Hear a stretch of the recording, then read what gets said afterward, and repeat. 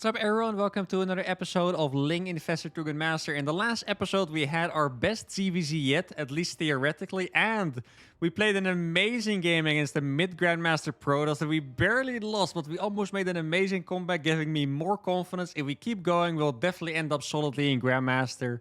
Let's begin. First game of the day is a ZVZ against Born. Just like the last episode, we are going to play a ZVZ first. And I guess it has to do with my confidence in the matchup and kind of figuring out some ways that I could actually beat the Roaches for once. That I'm now not super unhappy seeing in ZVZ. Before, I would definitely be skeptical if this was going to be an absolutely terrible game or not. But now I feel like we can make something happen.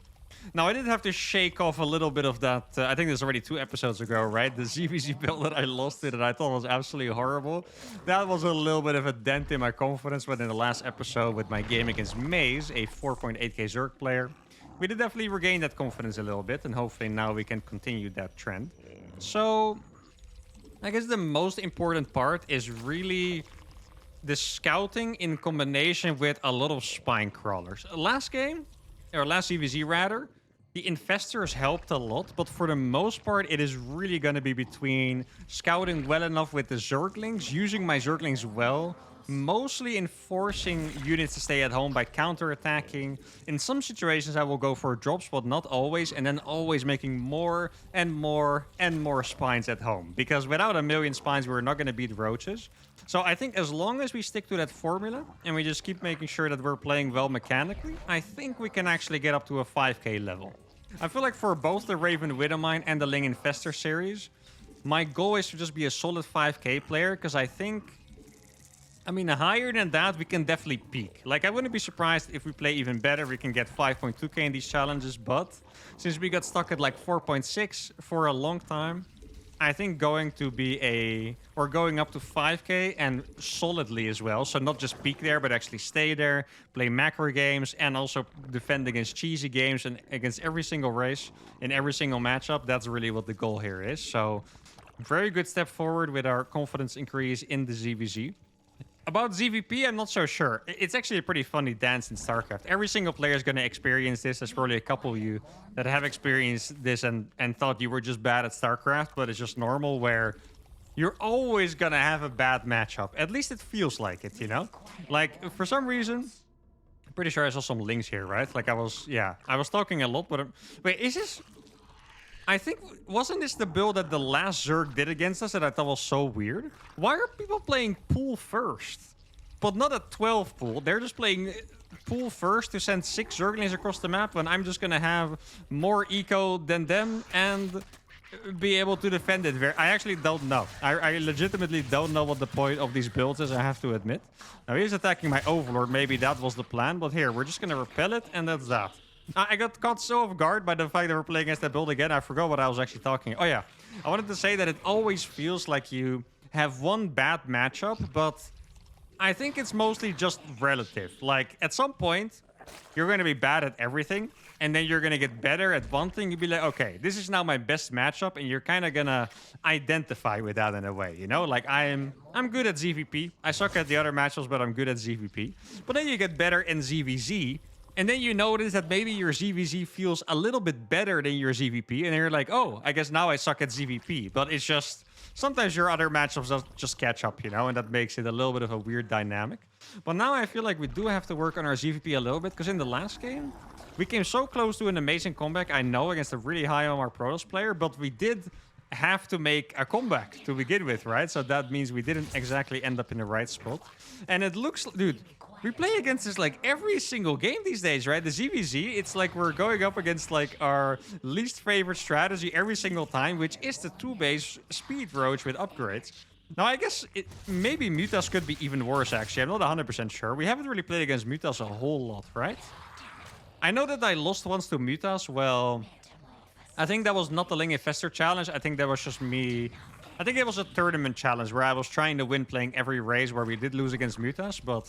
For the most part, we don't really see Mutas a whole lot, so I guess it is not something we have to worry about all the time. But once again, we're going to be stuck in the position. He's getting... Okay, this is actually really nice though. He's getting roach speed, so now we know this is very, very likely to just be a massive roach attack. You know, like, I don't even really have to think about anything else. So I can make links non-stop at only 35 workers.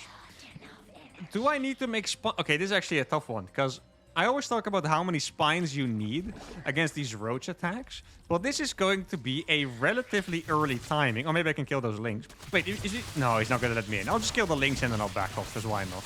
There we go. Could have run into the main base as well. Decided not to. Because he's going to attack me relatively early. He's going to have +1. I'm going to have +1. And if I make spines... It's just the problem begins if he's really... Okay, so he is expanding. That is an important thing to notice. He is going to expand. I am going to get armor upgrades as well. I mean, let's see. +1 attack is about to finish, right? Oh, it's actually 8 seconds away. That is quite annoying, not gonna lie. I think I'm just gonna try get in here. It's not that many roaches we can fight. Actually, we got a surround here because his roaches weren't perfectly up against the top, and that is really nice. What I'm gonna do here is I think I could... Yeah, I have so many Zerglings, I might as well go for the units here. I was gonna go for the hatchery, but I might as well go for the units here. So I'm gonna kill every single unit, and I'm gonna deny the base. Now I have to make the decision whether I start... That is not a cancel! He didn't cancel it. He's gonna let us into the base as well. Oh, I see exactly what he was going for. I'm really happy that I went for this attack. I could tell what he was going for. He realized that I scouted his early roach attack. So what he did is he added the second Evo, added some more drones, and kind of switched to the macro game. And he was going to hit a 2-1 timing instead of a +1 timing. That's why he got the second Evo. And the only reason I know so exactly what he was doing is because that is how I play normal ZVZ. GG well played is going to be called. And I think this is the first time we have actually won like this.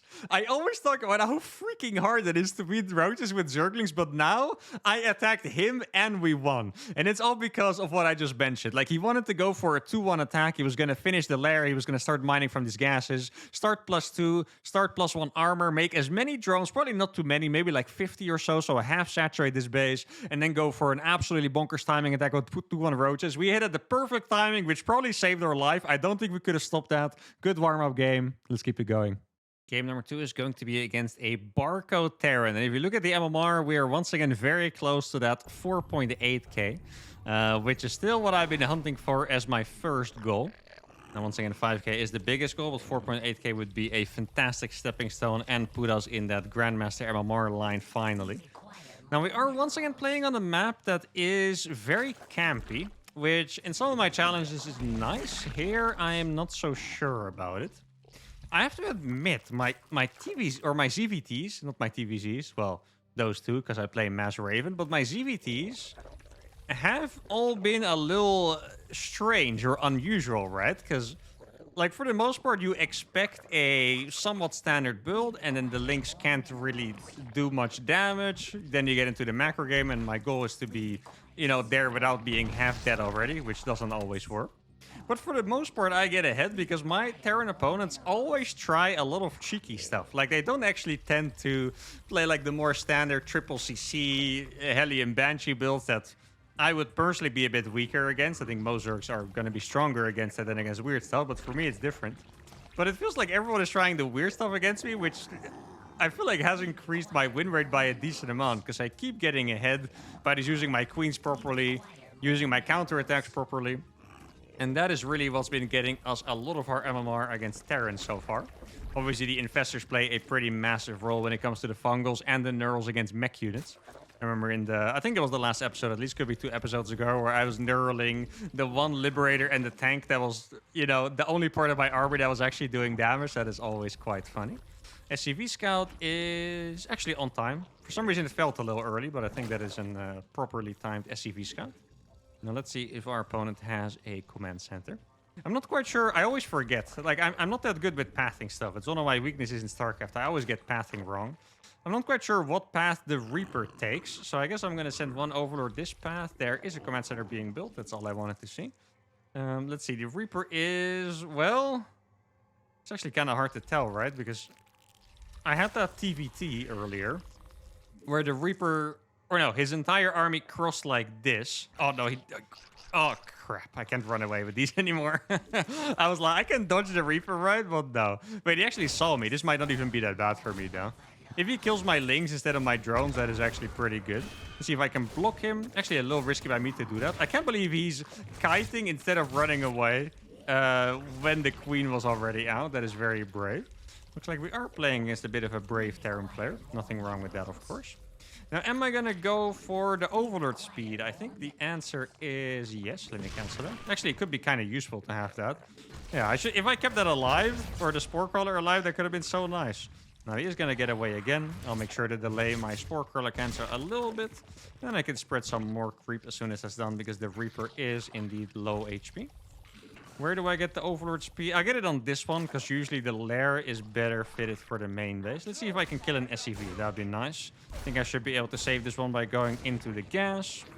And then I'm finally going to get my extra freaking queens out so I can stop being tortured. Wait, did I just see a Marine run? Oh, I killed the Reaper! Yo, nice! Alright, that's very cool. So he does have Hellions already. He does have a Marine, so it was not gas first. I'm actually quite happy to see that, because gas first means Hellions are fast, and that means that I need to micro very well to not die to Hellions, which is actually not my strong suit with the queens. I guess it's more about the positioning than the micro, but for some reason it feels a little counterintuitive sometimes. See, I'm gonna move out with the queen, so he's tempted to run by. I already have Zerglings on the way. Zergling speed is gonna finish in time. So if he decides to run by, the Zerglings exactly. Oh no, he just wasn't paying attention, I guess. Fair enough. Now let's check with this Overlord what is actually going on. It should give me a lot of intel. Oh, it is actually a okay. I thought it was a 2cc build, but I think I just misread the timing on those Hellions a little bit. Usually the Hellions are a little bit delayed, but it turns out to be fine. Now, I don't know where the Hellions are. Maybe I can dodge them. I wouldn't be surprised if they're waiting in this bush here. I don't believe I saw them go back, right? Wait, if they didn't go back, then we're gonna pop off with these links. I really hope so, because I made too many, by the way, for a typical macro game. Let's see. He reacted in time, unfortunately for us. So I'm gonna have to micro these very well. There was actually very good surround there. We're getting on top of the Hellions from every side, and that's where the Hellions are weak. I'm gonna target down that one Hellion already. My Zerglings are popping off. Let's see if I can kill one more. Doesn't look like it, but I can kill both the mules, probably another SCV as well. And there we go. I know he doesn't have cloak on that Banshee. And all right, well, yeah, I mean, actually, I did kill a lot of S. I killed 10. Okay, yeah, no, he was kind of dead there. I was going to say, this is a bit of a weird GG. This is not a kind of GG that I enjoy, because I want to do my damage and then try to macro my way out of it. This could have been easily a game he could recover from, to be honest. Like, he is triple mule already, so he could have played this triple barracks too. But it is what it is. I did a little damage. We get a very easy win. Let's move on. The final game is against a Barcode Protoss, once again on Crimson Court. Now, we have... I mean, if we have another one of those games, we have a very short episode on our hands, which sometimes can be fun as well. I feel like for the most part, I like posting videos where there's like an ultra banger that's like 40 minutes long or something, but obviously you can't always have those kind of games, and I like myself some variety as well. Now, this is a really good opportunity for us to work on our early game ZVP a little. I think we need to be a little more strict in getting Overlord speed or not. Because what I noticed in that ZVP we played against the 5.3k TOS, I don't remember the map actually. I think it was Side Delta. I scouted, it was just a normal Oracle play, normal third base play, but I still went for the Overlord speed because I didn't trust my own reads of the game. And I feel like that just put us behind. Like, the macro didn't feel that great. Getting Overlord speed instead of cutting gas and having more drones on the minerals, it was just... didn't really feel that great. We almost made it happen, and maybe we even should have after that amazing comeback that we made back then, but I still feel like if I get the scout off, I should just forget about the Overlord speed, because that is the proper way to play. And we've noticed a bunch of times before that winning with freaking Zergling Infestor against Zealot Archon or whatever compositions they make, it is so hard, even when you're not behind, so I think that's what I'm gonna do this time. I'll do like a similar opener that I have been doing. But this time, if I actually get a scout off, or I think I'm going to get a scout off, I'll cut workers out of gas, or I'll make an Evo for +1. That's also a possibility in spending that gas, of course. And then I'll just macro a little harder. And I guess I do need to get some kind of a follow-up scout, but I feel like you can learn a lot just from seeing how fast they take their third base, right? Like, if they don't take their third base very fast, you already know it's going to be something weird, because Protoss can take their base very, very fast if they want to against Zerg, and they usually do. I got one set of links coming out that looks like a normally timed cybernetic score to me. Should have sent that drone to my main base, actually, but it's okay. It's not going to be the biggest deal ever, of course. Now, let's see. Where do I put this Overlord? I can actually play... Yeah, I'm going to play a little sneaky. I'm going to send the Overlord around already. So look, at the way it's going right now, he's going to assume that is on the pillar, right? I'm going to split these Zerglings so the probe doesn't do anything. Basically, that's the plan. I feel like just because he sees this, he might actually keep his Adept at home. We will have to see how it goes. Gonna hotkey these separately already. Now I'm gonna get another double queen out. And then we'll just try to make sure we don't lose both of these links to the same Adept. And it looks like we're actually gonna get into the base already. I'm not 100% sure, but I'm gonna get the gas already just because it looks like it. That Adept actually arrived back home faster than I thought. And we are gonna see a Twilight count. So, okay. So this is what I mean. Now, we're not making the Overlord speed. We're going to save that 100, but we still know what's going on. And then I do have... I mean, yeah, we did make an Overlord. We do have the follow-up scout lined up already, right? With that Overlord that's going to come in a couple seconds. Or, well, Overlords are pretty slow. A couple of years, maybe, I should say. I do need a couple more Zerglings, by the way, because otherwise I could die against the 2 Adept shading in, and that definitely is not something I want. Now, I feel like I should go for the evolution chamber. Mostly want to make a lot of drones, but at some point I do want to get my Ling upgrades. On this map, you cannot really deny the third base. There is one strategy that I could do that's actually pretty cool. What I could do is... Oh, he's going to see these if I move on. What I could do is mine these out and attack here with my Zerglings, because he will probably take that third base. Now, let's see. I think I want to go up to 35 drones. Very similar to what I do against roaches. He's going for a bunch of gates. I hope that it's not DT drop. I actually hope that we're going to go up against glaives here. Let's see. Oh, he barely... No, it is actually DT drop. Oh, that sucks. That's one of the worst things that we can play against, I think. Like an Archon, I can't kill that with Zerglings. So, you know, if he goes for DT drop into Archon, that is simply just very problematic. Guess I'll make 2 more drones. Against this, I'm pretty sure you're just supposed to make a lot of drones in general. Yeah, really wish we were playing against Glaive instead. That is sadly not going to be the case because of the Dark Shrine over here. Really good scouting by us, though. That's definitely something that we can be proud of. Gonna start making a couple more queens. I haven't seen the prism. I imagine it's moving out somewhere. I don't know where, but you have to imagine it's somewhere, right? I'm just gonna start making a lot of drones. I don't want to fall into the trap of not being greedy enough. So here we go. Just gonna start a wave of those. 2 queens is not gonna be enough to deal with DTs right away, but we'll see. I'm just gonna keep making... I feel like I should go up to at least... Oh, there's the DT shrine. I think we might lose this base. Yeah, this is what I meant. I didn't expect the DTs. Yeah, it's just a dead base. There's absolutely nothing I can do about that, unfortunately. I'll just rebuild it as fast as possible. I do have... Oh, I need my queens over here. I do have my overseer coming. Now I can just rebuild it. I'm doing a lot of damage to that prism, guys, which is really nice. It is 4 DTs, but it does still have to be careful. And I'm going to send 2 queens over here. I have 1 more queen. I think I'm going to start another wave of drones, and then I'll get the melee upgrade. I'm actually going to stand my queens over here, just so he can't just easily come in with the Archon drop. Because if the Archon drop gets in too easily, I think we're just going to be in trouble. Now, can I really do something against the Archons? I'm actually not 100% convinced, to be honest. Okay, we're going to do a lot of damage against that. I feel like these Archons should... If this was a top-level player, these Archons should end the game. I'm 100% sure of it, because... Like, literally, you cannot counter this with the Lings. You can only counter it with the Lings if you never took any damage to begin with, but I lost the base because my lair was too late, right? So... Okay, I'm gonna go over here, try to surround these. I don't have the queens to actually take down the prism, unfortunately. I really like the queens over here. He's trying to target the overseer. I'm actually not quite sure why, to be honest. That's gonna make sure he takes a lot extra damage on these Archons. These Archons actually fit through the spores. And now I kind of hope he does the micro so you can see why. Okay, he's not gonna do the... Okay, now he's gonna do it. This is why you can't counter the Archons. So there's literally nothing I can do against it. Besides hope that he sucks. Like, quite literally, that is my one hope here. So, alright, we're gonna play a game from massively behind. But I mean, who knows? I feel like we've been here before, right? I'm not gonna, say it's over yet, because it is probably not quite over. I do really need more queens over here. And these Archons are pretty low HP. It kind of looks like he did... take that third base. Oh, he almost lost an Archon there. I'm going to try sneakily mine this out. What I'm going to do is I'm going to make a ton of spines over here. Because if I was him, I would try to kill me with one of those big timings, right? And If I can make these spines to help me defend that and then kill his third base at the same time, that would actually be freaking beautiful.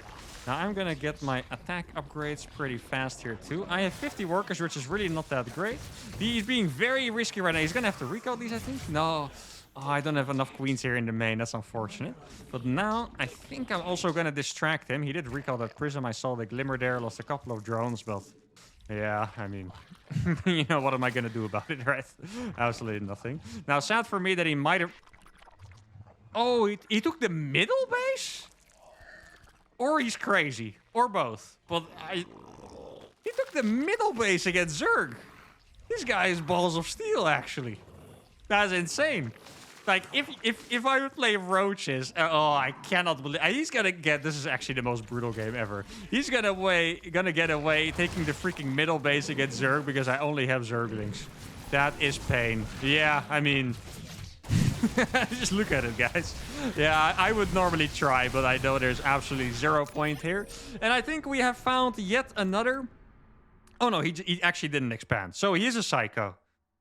And he countered me very hard. But he's definitely a psycho. He didn't expand at all. I think it kind of makes sense, to be honest. Like, I'm not sure if you can do it reactively, but with the amount of damage he did, I was never, ever going to be able to stop an attack. But this is just, it's honestly a build that I could never counter. Like, I'm just going to be straight up honest here. This build is going to kill us every time. To stop this, I think we would have to go for, like, some kind of early Zergling all-in.